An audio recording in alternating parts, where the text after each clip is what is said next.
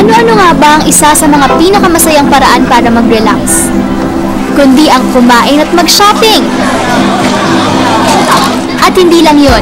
Sabi nga nila, mas makikilala mo ang isang bansa sa pamamagitan ng pagkain at pag-iikot sa kanyang mga palengke at kalsada.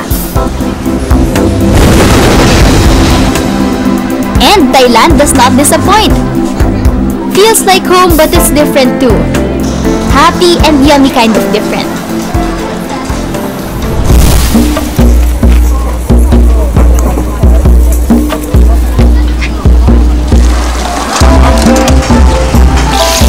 Street food. Yes. Would you like to try something? Can I try that? The squid? Yeah, this squid. Yes. Actually, this is the onion. Oh, that's onion. Do you want the dip? Try this dip. Okay. What's that? Is it spicy? No, sweet and sour.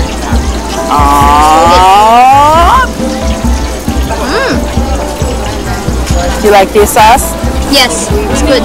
Thailand is known for the street food, the night market, the shopping. What's your favorite kind of street food?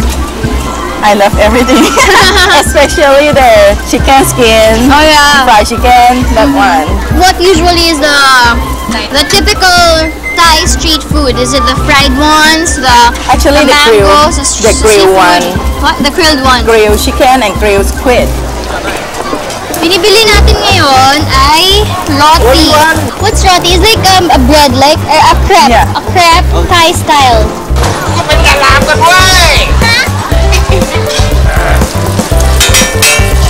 Para siyang matabang na pancake, pero pinatamis dahil ng milk tsaka may sugar kasi. Siya for 20 baht.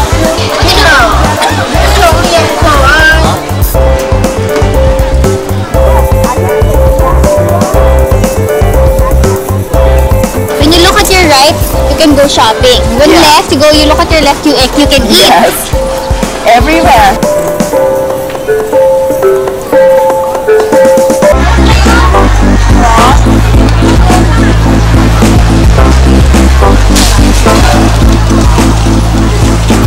And fortunately, meron ako nakasamang isang kababayan natin, isang Pinoy, si Kuya Alan, na doon na siya nagtatrabaho sa Thailand for 3 years sa isang magazine company. How is it working with the locals here?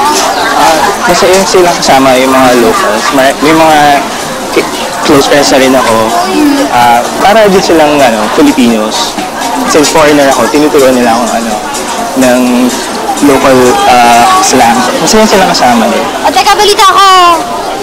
Masarap daw dito masarap daw ice cream dito eh.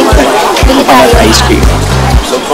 Pero yung mga Thai, mahilig ba talaga sila sa coconut? Tsaka mahilig sila sa sweet.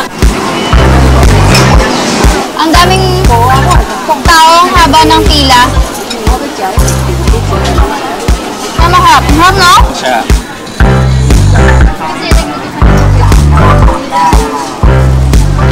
Anong na-discover mo sa mga Thai? Yung mga Thai, parang Filipino din sila. Mahilig sila sa relaxation. Tapos, ang nagustuhan ko sa nila, mahilig sila sa tradition.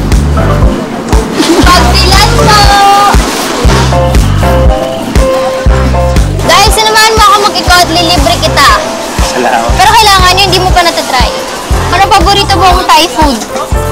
Mahilig ako kumain ng fried rice. Yung cow pat nila.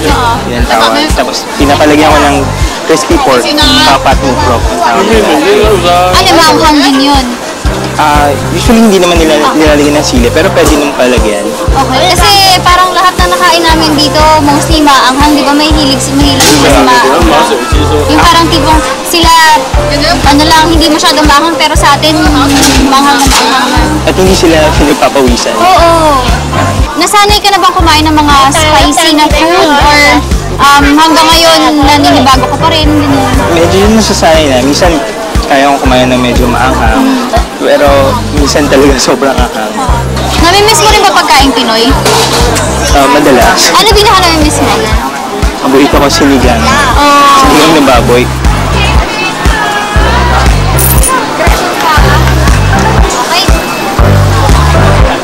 Okay.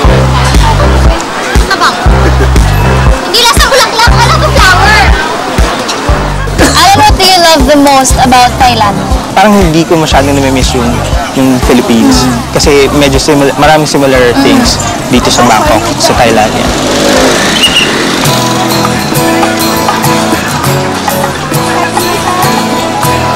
Oh, may Pinoy pa! Akalain mo, daming Pinoy! Pinoy? Pinoy! Oh! Kota na tayo! Hello po! Kamusta po? Bakasyon? Oo. Enjoy naman. Enjoy naman. Okay. Nung nagpunta kami sa Chatuchak, meron kaming na-meet na 3 Pinoy. Sumigaw lang akong wala bang Pinoy dito. May sinabi ako, Pinoy ako. So, nakakatuwa. Pero yun nga, sabi nila, ang pinupuntahan nila is talagang Bangkok lang dahil nandun daw yung city.